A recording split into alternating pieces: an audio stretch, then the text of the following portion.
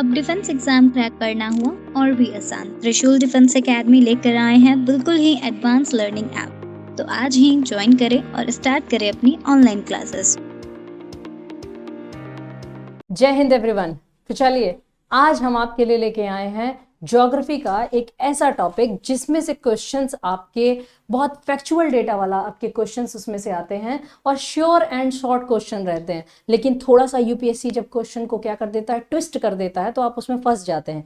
तो बिल्कुल अब इस लेक्चर को करने के बाद आपको बिल्कुल भी परेशानी नहीं होगी पोर्ट्स ऑफ इंडिया को जानने में। तो जी हाँ, आज का हमारा जो टॉपिक है पोर्ट्स ऑफ इंडिया, भारत के बंदरगाह। तो भारत में जो पोर्ट्स हैं जहां से व्यापार होता है, जो कि हमारी इकोनॉमी का एक तरह से आधार है ना, वन ऑफ द बेस है हमारी इकोनॉमी का, उसके बारे में आज हम समझते हुए चलते हैं। तो मेजर पोर्ट्स इन इंडिया, इन्हीं से तो भारत का जो मैक्सिमम जो व्यापार होता है वो आपका इन्हीं बंदरगाहों से, ये जहाजों के थ्रू ही तो होता है। 80% भारत का व्यापार बाई वॉल्यूम ये आपका सी रूट से होता है। ठीक है, तो सबसे पहले हम आते हैं अपने मेजर पोर्ट्स इन इंडिया, यानी कि भारत में जो मुख्य बंदरगाह हैं वो कौन कौन से हैं। ठीक है, वैसे तो भारत में भारत की कोस्ट लाइन अगर देखी जाए 7516 किलोमीटर, इतनी लंबी कोस्ट लाइन है, मतलब तटरेखा इतनी लंबी है भारत की।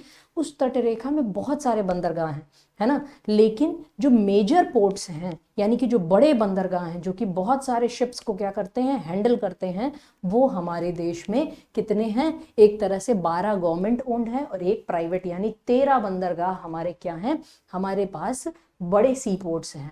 तो India has 13 significant sea ports, यानी कि 13 महत्वपूर्ण बंदरगाह, जिसमें से 12 सरकारी स्वामित्व वाले और एक निजी, और 180 से अधिक, एक्चुअली 200 से भी अधिक क्या है, छोटे छोटे बंदरगाह हैं, जो मतलब आपका क्या है, वहां पे आपके कंट्री में थोड़ा बहुत ट्रेड हैंडलिंग वो भी करते हैं। ठीक है, लोकल ट्रेड एक तरह से होता है। जो बड़े पोर्ट हैं वो कितने हैं? 13 हैं।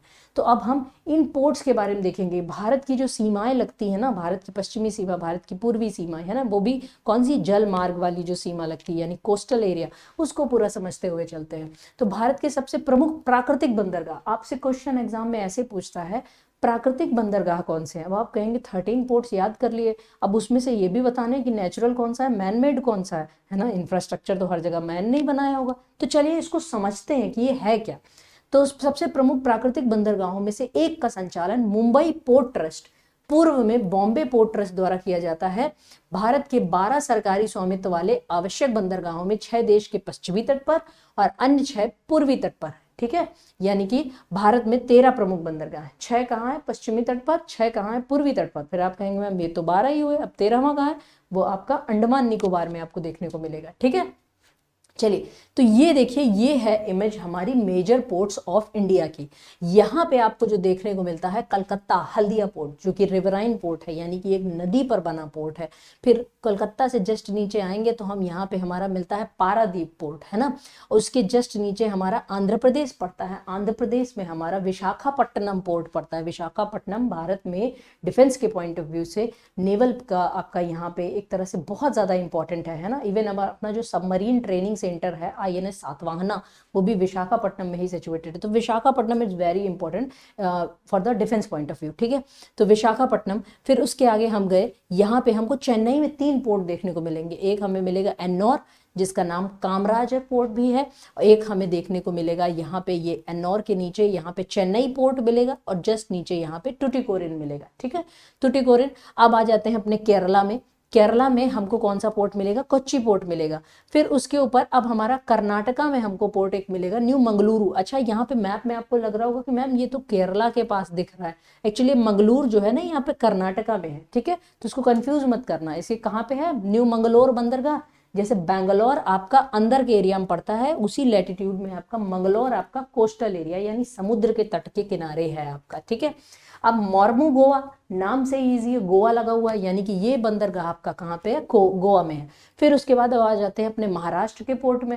महाराष्ट्र में है अपना मुंबई पोर्ट और Jawaharlal Nehru port. Actually Mumbai port से इतना व्यापार हुआ करता था, इतने जहाजों के हैंडलिंग की, वो ट्रैफिक इतना बढ़ गया था कि उस ट्रैफिक को डिकंजेस्ट करने के लिए वहीं पास में आपका जेएनपीटी बंदरगाह बनाया गया था, जवाहरलाल नेहरू। ठीक है, क्योंकि ट्रैफिक बहुत बढ़ गया। अभी जैसे शहरों में ट्रैफिक बहुत बढ़ जाता है तो सरकार रिंग रोड या बाईपास बनाती है ना, कि जो बड़े बड़े ट्रक वगैरह हैं, बसें, जिनको किसी दूसरे शहर जाना है तो शहर के अंदर से होके आगे ना जाएं, वो बाईपास से निकल जाएं, है ना। तो ये उसी तरह का एक सिस्टम है यहाँ पे, ठीक है। अब हम आ जाते हैं अपना कांडला पोर्ट। कांडला पोर्ट अपना यहाँ पे कच्छ में पड़ता है, ठीक है।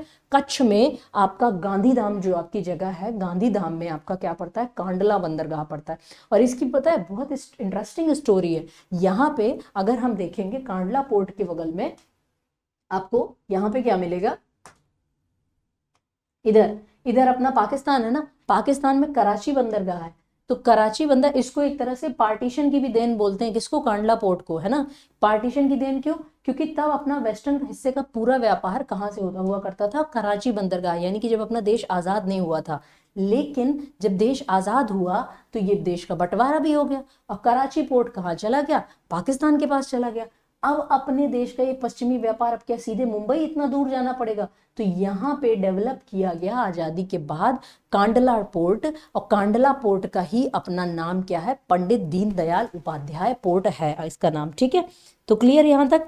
चलिए अब हम आगे एक एक पोर्ट के बारे में जानकारी लेते हुए चलते हैं कि इसमें क्या सारी चीजें हैं, कैसे उसको हमें करते हुए चलना है। तो बहुत इंटरेस्टिंग हमारा टॉपिक होने वाला है। चलिए कॉपी में आप लिख भी जाइएगा। देखिए जब भी पढ़ा करें आप लोग, कुछ भी हो, ऐसे भी अगर आप देख रहे हो तो अगर ठीक है रिवीजन के बेसिस से कर रहे हैं तो ठीक है, फर्स्ट टाइम उस टॉपिक को पढ़ रहे हैं तो कुछ कॉपी पेन लेके बैठे हैं ना, क्योंकि जब वीडियो चल रहा होता है तब आपको लगता है कि हाँ मैम बिल्कुल सारी चीज़ें याद हो रही हैं, बाद में फिर सारी चीज़ें भूलने लगती हैं, है ना। तो लिस्ट ऑफ 13 मेजर पोर्ट्स, तो यहाँ पे है सबसे पहला हमारा कोलकाता बंदरगाह, जो कि कहाँ है, वेस्ट बंगाल। इसकी खासियत अभी हम देखेंगे। फिर है हमारा पारादीप बंदरगाह, जो कि कहाँ है, उड़ीसा में। विशाखापट्टनम आंध्र प्रदेश में। कामराजर तमिलनाडु में। चेन्नई तमिलनाडु। टुटुकोरिन तमिलनाडु। तो तमिलनाडु में हमारे 3 प्रमुख बंदरगाह हैं। फिर आपका आता है कोचीन, जो कि केरला में है, कोच्चि पोर्ट भी इसको बोलते हैं। न्यू मंगलूर बंदरगाह कर्नाटका में है। मोर्मुगोवा गोवा में है। मुंबई महाराष्ट्र में है। जवाहरलाल नेहरू महाराष्ट्र में है। और फिर कांडला पोर्ट गुजरात में है। और फिर पोर्ट ब्लेयर पोर्ट अंडमान और निकोबार में है, ठीक है। ये हमारे सारे क्या हैं, पोर्ट्स हैं। इसका आप चाहें तो आप स्क्रीनशॉट ले सकते हैं। तो अब हम आ जाते हैं अपने टॉपिक पे। अब हम देखते हैं major sea ports in India on the eastern coast, यानी कि अब बारी किधर की है, बे ऑफ बंगाल, भारत के ईस्ट में। यानी भारत अगर बीच में है तो भारत के ईस्ट में कौन सा आपका वाटर बॉडी है, बे ऑफ बंगाल, बंगाल की खाड़ी। और पश्चिम में क्या है, अरेबियन सी, अरब सागर, है ना। दक्षिण में हिंद महासागर आपका आता है। तो यहाँ पे the eastern coastal plain of India lie between the eastern ghat and bay of Bengal. अच्छा ईस्टर्न घाट क्या है, ये जो हमारे भारत है ना इस तरह से, तो हमारे भारत में यहाँ पे ये जो पर्वत श्रेणी है इसको बोलते हैं ईस्टर्न घाट, और ये जो पर्वत श्रेणी है इसको बोलते हैं वेस्टर्न घाट। आपको पता है इस वेस्टर्न घाट का एक और नाम है सह्याद्री पर्वत। इसको क्या कहते हैं, सह्याद्री। मान लो आपके एग्जाम में आ जाए सह्याद्री पर्वत, आप बोलेंगे ये कहाँ पे है, तो वेस्टर्न घाट का ही नाम सह्याद्री। और वेस्टर्न घाट ईस्टर्न घाट एक दूसरे को यहाँ पे मिलते हैं, कहाँ पे, नीलगिरी हिल्स में, तमिलनाडु में, ठीक है। तो ईस्टर्न घाट और बे ऑफ बंगाल के बीच में जो घाट हैं ये ईस्टर्न कोस्टल प्लेन है। Between the eastern ghat and bay of Bengal it extends through the Tamil Nadu. ये तमिलनाडु से होके, आंध्र प्रदेश से होके, उड़ीसा से होके वेस्ट बंगाल तक आपका जाता है, ठीक है। यानी कि इतनी लंबी दूरी ये आपका तय करता है। फिर अब इसको, इस जो कोस्ट को, यानी कि ये जो हमारा पूरा तट था ना इस तरह से, इस तट को यहाँ से जो तमिलनाडु तक का एरिया हो गया, तमिलनाडु से फिर ये क्या हो गया, आंध्र प्रदेश हो गया। आंध्र प्रदेश के आगे ये फिर क्या हो गया, ओडिशा हो गया। फिर ओडिशा के आगे ये क्या हो गया, वेस्ट बंगाल हो गया। तो इस एरिया को, इस तट को हम एक और नाम से जानते हैं, यानी जो तमिलनाडु वाला जो तट होता है इसको हम लोग क्या कहते हैं, कोरोमंडल कोस्ट कहते हैं। क्या कहते हैं, कोरोमंडल। एक्चुअली तमिलनाडु में चोल शासन था ना, तो चोल मंडलम से वो कोरोमंडल हो गया, ठीक है। और ये है हमारा आंध्रा कोस्ट। और यहाँ उड़ीसा में हमारा पड़ता है उत्कल कोस्ट। अच्छा इस उत्कल कोस्ट को बेटा एक और नाम से जानते हैं, कोस्ट मतलब ये तट रेखा, ये कोरोमंडल तट, आंध्रा तट और ये उत्कल तट। उत्कल तट को ही एक और नाम से जानते हैं नॉर्दर्न सर्कस, उत्तरी सरकार, ठीक है, नॉर्दर्न सर्कस ये है हमारा, ठीक है। तो यहाँ पे हम देख लेते हैं कौन कौन से, कोलकाता पोर्ट है, पारादीप पोर्ट है, पारादीप उड़ीसा में, विशाखापट्टनम आंध्र प्रदेश में, कामराजर चेन्नई टुटिकोरिन, ये तीनों ही कहाँ हैं, तमिलनाडु में। चलिए फिर और आगे देखते हैं। अब कोलकाता कोलकाता पोर्ट के बारे में जानते हैं। कोलकाता पोर्ट, इस पोर्ट को ऑफिशियली श्यामा प्रसाद मुखर्जी बंदरगाह कहते हैं। इसका नाम क्या है? जैसे कांडला पोर्ट का नाम क्या था? पंडित दीनदयाल उपाध्याय। इसका नाम क्या है? श्यामा प्रसाद मुखर्जी। श्यामा प्रसाद मुखर्जी जनसंघ के जो नेता थे, जनसंघ के संस्थापक। बीजेपी का मतलब एक तरह से पेरेंट ऑर्गेनाइजेशन जनसंघ, जनसंघ के बाद फिर वो बीजेपी बना, तो जनसंघ की स्थापना श्यामा प्रसाद मुखर्जी ने की थी। ठीक है, तो कोलकाता बंदरगाह देश का सबसे पुराना बंदरगाह है, नोट डाउन। ठीक है, ब्रिटिश ईस्ट इंडिया कंपनी ने इसका निर्माण किया और औपनिवेशिक काल के दौरान व्यापार में महत्वपूर्ण भूमिका निभाई। तो कलकत्ता की स्थापना कैसे हुई थी? 3 गांवों की जमींदारी मिली थी ना, किसको? अंग्रेजों को। फिर वहां पे उन्होंने शहर बसाया था और वहीं पे बंदरगाह बनाया था, यानी कि ये औपनिवेश काल में ही इसका डेवलपमेंट हुआ था। भारत के 12 प्रमुख बंदरगाहों में से एकमात्र नदी बंदरगाह है। ये पॉइंट बहुत ज्यादा इंपॉर्टेंट है कि ये एकमात्र क्या है? नदी बंदरगाह, रिवर पोर्ट है ये। और 500 फीट की लंबाई तक के जहाजों को यहाँ आराम से रखा जा सकता है, यानी कि 500 फीट तक की जहाज जिनकी लंबाई होती है उनको यहाँ पे रखा जाता है, क्योंकि भाई नदी बंदरगाह है ना। अच्छा बेटा, जितने बड़े जहाज होते हैं ना, वो जितना ऊपर दिखते हैं उतना ही नीचे भी होते हैं। तो नदी में तो इतने बड़े जहाज नहीं आ जाएंगे, क्योंकि नदी फिर उतनी गहरी होनी चाहिए ना, अदरवाइज नीचे रेत है, पता लगा बड़ा जहाज आ गया, वहीं फंस गया, अब वो निकल ही नहीं पा रहा है, अब बीच में अटक गया। तो इसी वजह से 500 फीट तक की ऊंचाई के ही यहाँ पे लंबाई के जहाज यहाँ पे आ सकते हैं। अब इस बंदरगाह में एक जुड़वा गोदी प्रणाली है, यानी हल्दिया, यानी कि एक जुड़वा डॉकयार्ड है। इसको ट्विन डॉकयार्ड सिस्टम भी कहते हैं। डॉकयार्ड मतलब जहां पे आके जहाज रुक जाए, यानी कि जहाज की रुकने की जो जगह है। एक तो यहाँ पे क्या है? कोलकाता, यानी कि यहाँ पे कोलकाता हुगली नदी पर है ना, तो उसी नदी पर एक जगह आपका हल्दिया है, और हल्दिया और एक कोलकाता, 2 जगह पोर्ट सिस्टम है, यानी 2 जगह जहाज जा के रुकते हैं, कोलकाता में, एक हल्दिया में। ठीक है, हल्दिया गोदी हुगली नदी के पश्चिम तट पर स्थित है, जबकि कोलकाता हुगली नदी के पूर्व तट पर। जैसे हुगली नदी, अच्छा नदी का ईस्ट वेस्ट कैसे तय करते हैं? नदी के ओरिजिन से। नदी अगर ऊपर से आ रही है तो उसका ईस्ट वेस्ट उसके ऊपर से देखेंगे, है ना। जैसे मान लीजिए मेरा राइट ये है, अब आपका राइट उस तरफ होगा जो मेरा लेफ्ट है। ठीक है, तो वही सिस्टम आपका होता है, नदी के ओरिजिन से देखा जाता है। ठीक है, तो यानी यहाँ पे ट्विन पोर्ट सिस्टम है, एक हुगली पे, एक कलकत्ता पे। क्लियर? यानी 2 जगह आके जहाज रुक सकते हैं। जैसे एयरपोर्ट पे नहीं, आपके प्लेन होते हैं तो इस टर्मिनल पे रुकेंगे, है ना, बस अड्डे पे, कि प्रयागराज की बस इधर लगी है ना, फतेहपुर की बस इधर लगी है, कानपुर की इधर लगी है, दिल्ली की इधर लगी है, तो अलग अलग सब लगे रहते हैं ना। उसी तरह से ये पोर्ट सिस्टम है, उसी को डॉकयार्ड बोलते हैं। It is one of the busiest essential port in India and it is a major exporter of iron ore, leather, coal, copper, steel and tea. Darjeeling tea कितनी फेमस है, तो यहाँ से चाय का निर्यात होता है, स्टील का होता है, कोयले का होता है। रानीगंज कोयला फील्ड है ना, कहाँ पे है? आपके कलकत्ता में है, तो वहां से कोयला आपका जाता है, उसका निर्यात होता है। लेदर का निर्यात होता है, आयरन ओर यानी कि लौह अयस्क का निर्यात होता है।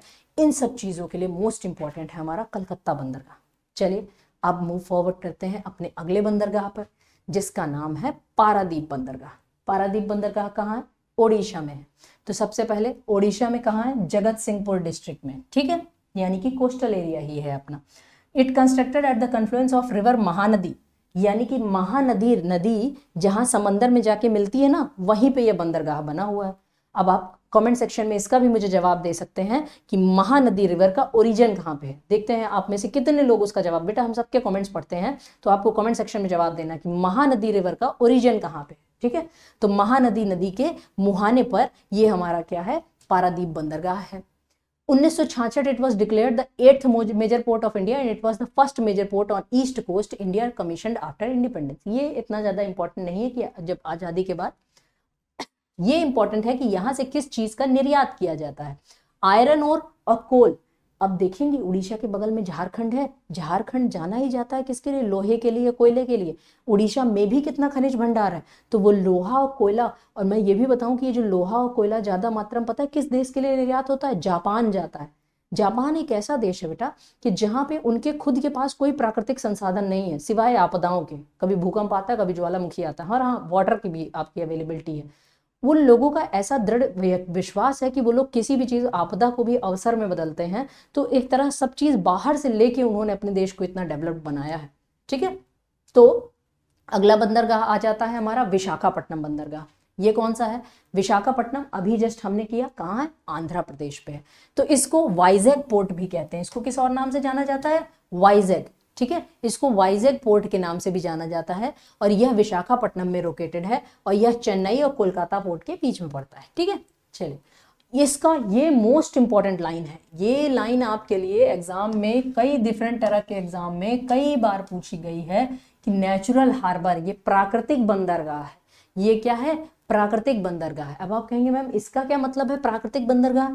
क्योंकि देखो बंदरगाह अगर ऐसे एकदम एकदम प्लेन एरिया है, यहाँ पे पोर्ट है, तो यहाँ पे सुनामी वगैरह साइक्लोन वगैरह बहुत आते हैं। जैसे अभी की मैं बात करूँ, अभी जब हम ये लेक्चर रिकॉर्ड कर रहे हैं तो बे ऑफ बंगाल में डीप डिप्रेशन डेवलप हुआ है और एक साइक्लोन आपका जो चक्रवात है, चक्रवात रेमल है ना, रेमल साइक्लोन अभी यहाँ पे हिट कर रहा है। कहाँ पे? लैंड मतलब एक तरह से, तो ये बे ऑफ बंगाल की, तो यहाँ साइक्लोन बहुत आते हैं।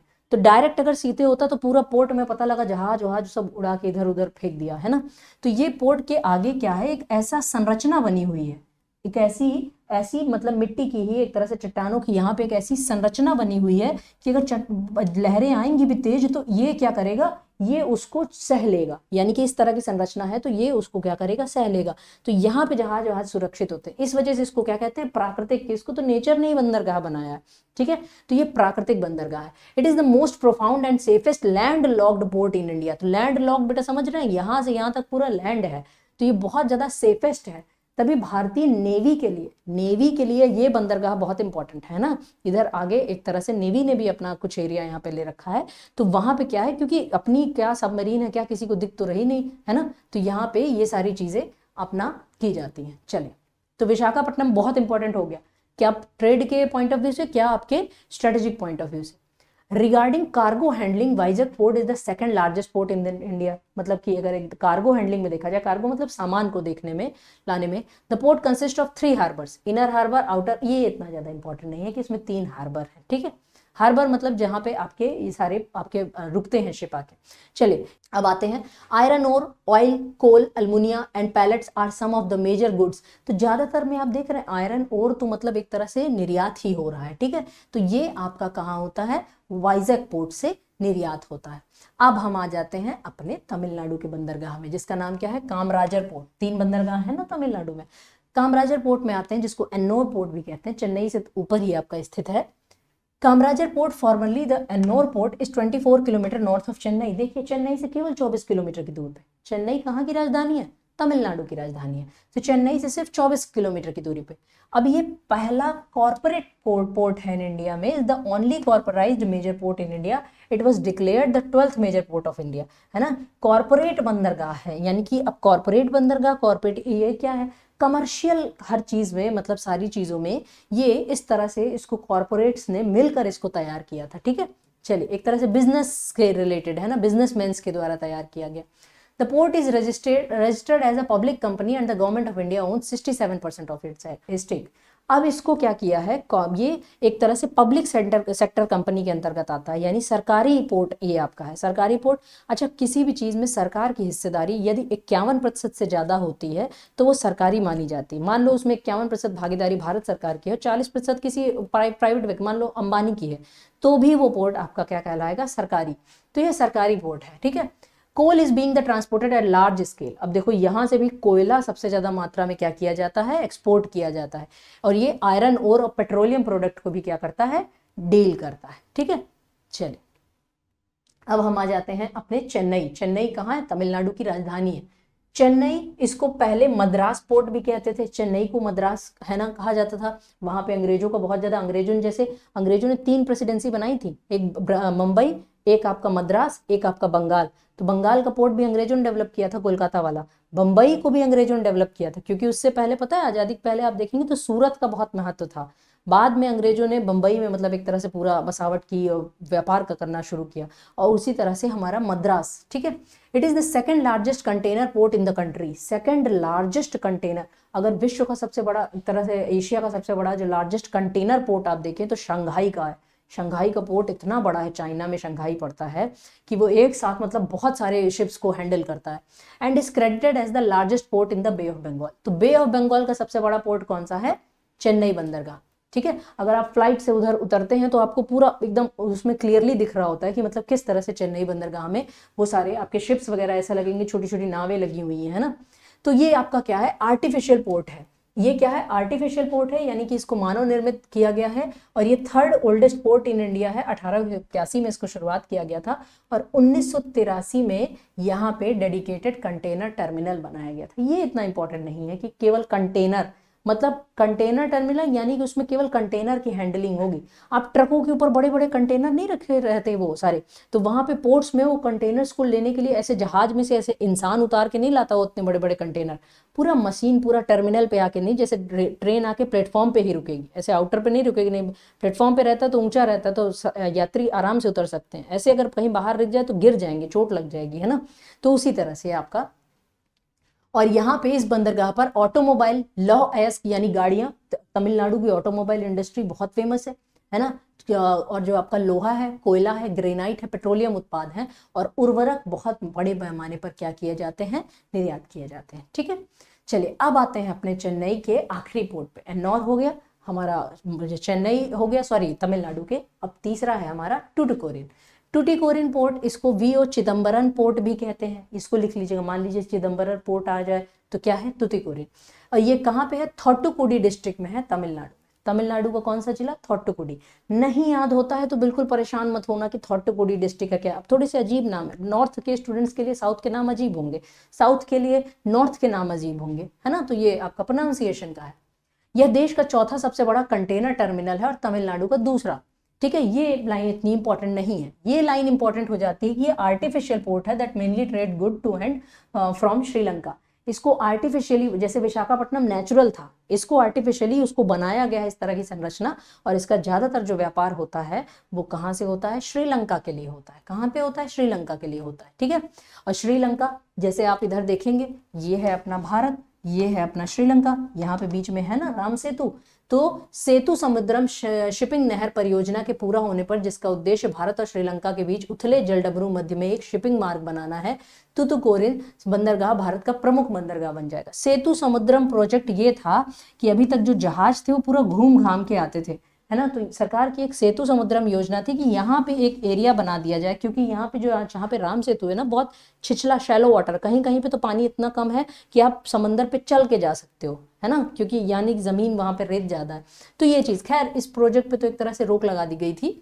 चलिए अब आगे आते हैं। यह बंदरगाह बंगाल की खाड़ी में मोती मछली पालन के लिए जाना जाता है। ठीक है, यानी पर्ल और फिशरीज के लिए मोती उससे निकलता है ना, यानी कि उससे सी शेल्स में से आपका निकलता है, तो यहाँ पे ये काम होता है।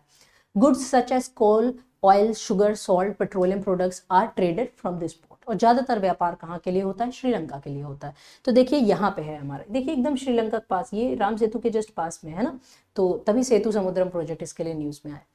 अब हम आ जाते हैं, अब ये हमने पूर्व के सारे बंदरगाह कर लिए, अब हम आ जाते हैं अपने पश्चिम के बंदरगाहों पे। पश्चिम के बंदरगाह जो हमारे हैं, ये केरला से लेकर आपके कहाँ तक, महाराष्ट्र, कर्नाटक, ये पूरा वेस्टर्न घाट और अरब सागर के बीच में फैले हुए हैं। ठीक है, अब इसमें से हमारे फर्दर, अब इसको 4 कोस्ट में डिवाइड करते हैं। अब आप कहेंगे मैम 4 कोस्ट क्या, ये अपना गुजरात है, कच्छ वाला जो उस तरह से रीजन, फिर यहाँ पे अपना, तो ये जो अपना केरला वाला क्षेत्र है, केरला वाला, इसको हम लोग क्या कहते हैं, मालाबार बंदरगाह। केरला के ऊपर जो है हमारा, यानी कि कर्नाटका के पास वाला, इसको बोलते हैं कनारा कोस्ट, है ना। कनारा कोस्ट भी कहते हैं, कर्नाटका कोस्ट भी कहते हैं। और गोवा, गोवा की भाषा भी अगर आपसे मैं पूछूं, राजभाषा कोंकणी बोली जाती है। क्या बोली जाती है, कोंकणी। तो उस वाले कोस्ट को क्या कहते हैं, कोंकण कोस्ट। इसको क्या कहते हैं, यहाँ से पूरा इधर के एरिया को, महाराष्ट्र तक के एरिया को कहते हैं कोंकण कोस्ट, यानी कोंकण तट। और ये अपना कच्छ का तट है, और ये जो पूरा है गुजरात का नीचे का जो पूरा क्षेत्र है ना, इसको कहते हैं काठियावाड़ प्रायद्वीप, काठियावाड़ पेनिनसुला। तो ये तट क्या कहलाएगा, काठियावाड़ तट। और ये जो कच्छ है, कच्छ के नीचे का एरिया क्या कहलाएगा, कच्छ तट। बस इतनी सी बात इसमें समझनी थी, है ना। तो अब हम इसमें कोस्ट पोर्ट देख लेते हैं। कांडला, जवाहरलाल नेहरू, मुंबई, मोर्मुगोवा, न्यू मैंगलोर, कोचीन। अब एक एक करके इसको पढ़ लेते हैं। तो जैसे कि हम कांडला के बारे में ऑलरेडी बता चुके हैं, इसका नाम दीनदयाल पोर्ट भी है, और ये गल्फ ऑफ कच्छ में है, और ये आपका कहाँ पे है, 90 kilometre away from the gulf of Kutch. ठीक है, चलिए ये आपका कार्गो हैंडल करता है, लार्जेस्ट पोर्ट इन इंडिया है ना, कार्गो हैंडलिंग के नाम पे देखा जाए, और बिजिएस्ट पोर्ट है, बहुत ज़्यादा बिजी है, क्योंकि जितना भी मिडिल ईस्ट से जो व्यापार होता है ना, वो मुंबई और एक तरह से कांडला पोर्ट उसको हैंडल करता है, क्योंकि फिर कांडला पोर्ट से वो चीज़ें फिर कहाँ ट्रांसपोर्ट हो जाती है, दिल्ली की तरफ चली जाती है, क्योंकि दिल्ली उधर से पास पड़ता है ना। अब तो खैर जैसे दिल्ली मुंबई एक्सप्रेस वे बन गया है, तो बहुत सारी चीज़ें वहाँ से आएंगी। खैर मुंबई ऑलरेडी इतना कंजेस्टेड है, इतना ज़्यादा वहाँ पे ट्रैफिक है, तो ऑलरेडी बहुत सारे आपके पोर्ट्स आते हैं। कांडला ये आपका ट्रेड फ्री जोन भी है। ट्रेड फ्री जोन मतलब इसको एक तरह से आपका इकोनॉमिक जो आपका सेफ जोन, इसमें क्या होता है कि बहुत ज़्यादा आपको टैक्सेस नहीं देने होते हैं, ठीक है। इस बंदरगाह पर खाद्यान्न और तेल का क्रमशः बड़ी मात्रा में निर्यात किया जाता है और आयात किया जाता है। इसके अतिरिक्त इस बंदरगाह पर मशीनरी, पेट्रोलियम उत्पाद, नमक, रसायन और कपड़ा, ये सारी चीज़ें देखा जाता है। कपड़ा भी यहाँ से निर्यात होता है, नमक का है ना, कच्छ में तो नमक बनता भी है वहाँ पे, ठीक है, तो वहाँ से नमक का निर्यात होता है। और ये जितने आपके अफगानिस्तान वगैरह हैं और जो आपके मिडिल ईस्ट है, यहाँ अनाज जो ट्रांसफ़र होता है वो इधर से ही जाता है पूरा ट्रांसफ़र। अब देखो ना, नॉर्थ इंडिया के पास कितना ये करीब है। अब जैसे उत्तर प्रदेश है, बिहार है, यहाँ अनाज बहुत होता है, पंजाब है, तो यहाँ से पूरा जला गया है कहाँ पे, कांडला पोर्ट, जो व्यापार करना है, मतलब एक तरह से निर्यात के लिए जाना है, तो ये चीज़ है। अब हम आ जाते हैं जेएनपीटी पे। जेएनपीटी इसको नावा शावा पोर्ट भी कहते हैं, ये आप लिख लेंगे, जेएनपीटी को नावा शावा पोर्ट भी कहते हैं, ठीक है। ये रायगढ़ जिले में है, नवी मुंबई इसको कहा जाता है। नवी मुंबई जो जिला है, रायगढ़ जिला, उसको नवी मुंबई भी कहते हैं, ठीक है। ये वहां पे सिचुएटेड है। चलिए अब आगे देखते हैं। It is India's largest container handling port and takes about 56% of containers in the country.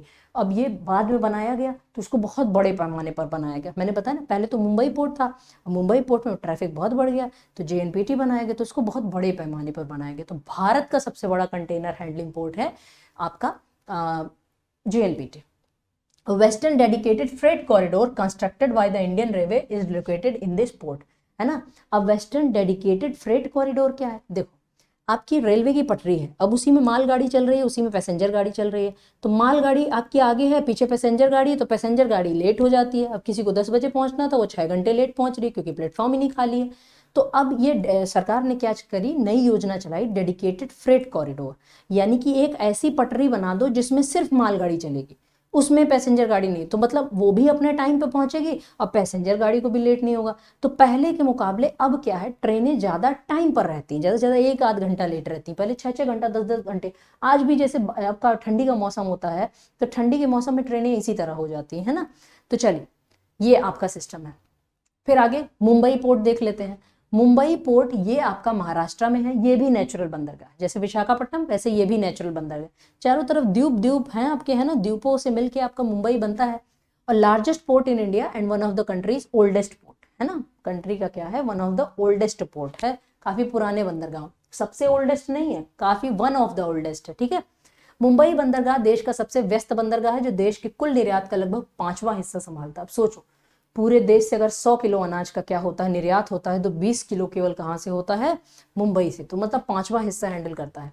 अब Jawahar Dweep is an island in the harbour with 4 jetties, है ना, to handle crude and petroleum. इसमें इतना ज्यादा फोकस नहीं करना कि कहाँ पे क्रूड होता है, कहाँ पे ये सारी चीजें, ठीक है।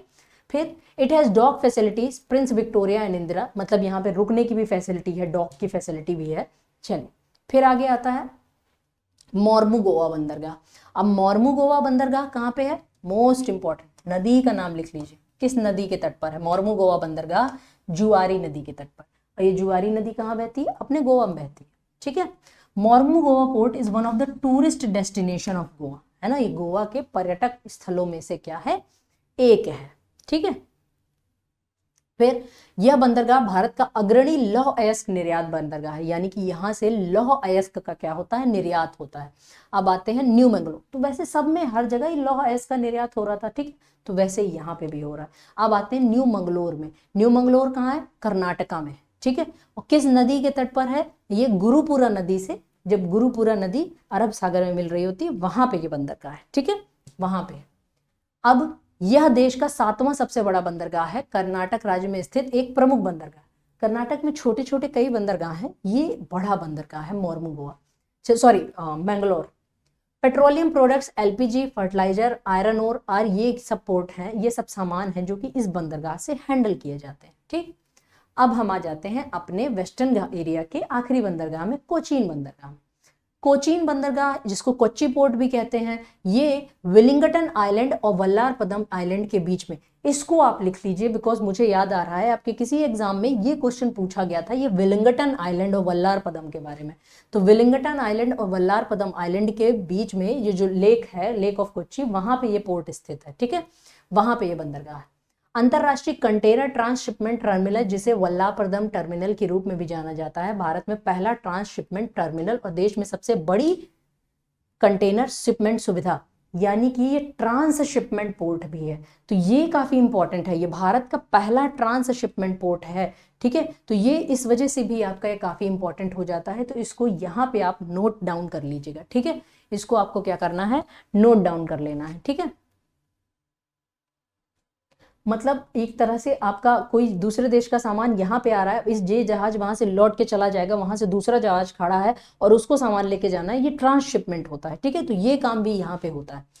फिर it is one of the largest port in the country and also one of the ship building centres in India. यहाँ पे जहाज बनते भी हैं, पोर्ट भी है, जहाज बनते भी हैं। Kochi port mainly deals with importing and exporting coffee, tea, spices, salt, fertiliser. Kerala के जो मसाले हैं एंशियंट टाइम से व्यापार होता रहा है, तो कोच्चि पोर्ट भी इसी सब चीजों से जुड़ा हुआ है, ठीक है। अब हम आते हैं हमारे आखिरी बंदरगाह पे, जिसका नाम है पोर्ट ब्लेयर। पोर्ट ब्लेयर ये अंडमान निकोबार में, अंडमान निकोबार की राजधानी भी है ना पोर्ट ब्लेयर, है ना।